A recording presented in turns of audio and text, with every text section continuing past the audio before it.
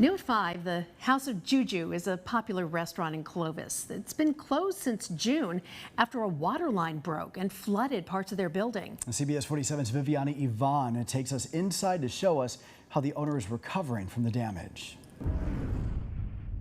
The House of JuJu is getting closer to reopening after a main water line in their 3-story building burst, causing major flood damage.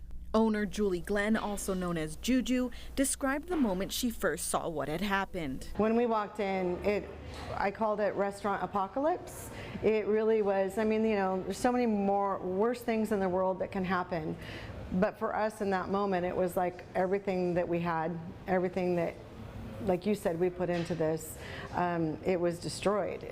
On June 13th, the water line above the cook station that broke caused 2 inches of flooding across the roof, destroying flooring, equipment, and almost everything else inside. Thankfully, we had an employee here who was able to call us, and we were able to come, you know, my son, the co-owner, was able to come and shut it all down, but it did really destroyed our kitchen and some of the walls in the restaurant. So it's been a challenge. One of those challenges for Glenn was figuring out how her employees were going to continue to be paid without having to go and find another job. Although she had never been in this situation before, insurance coverage helped. You don't know until you've experienced it. You know, you don't know what to do until you experience something like this, so you go through the process.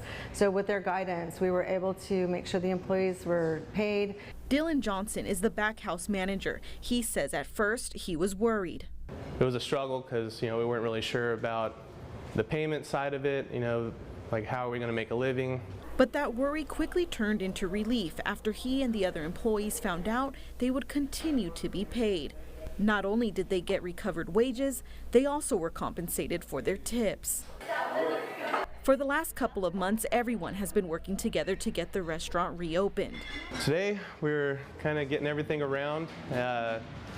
We're close. We're just waiting on a lot of equipment, but we're kind of putting everything back into order. As repairs continue, they hope to have the restaurant reopened in a couple of weeks. We just can't wait to serve all of you guys. You guys really mean a lot to us. Viviana Yvonne, CBS 47 Eyewitness News.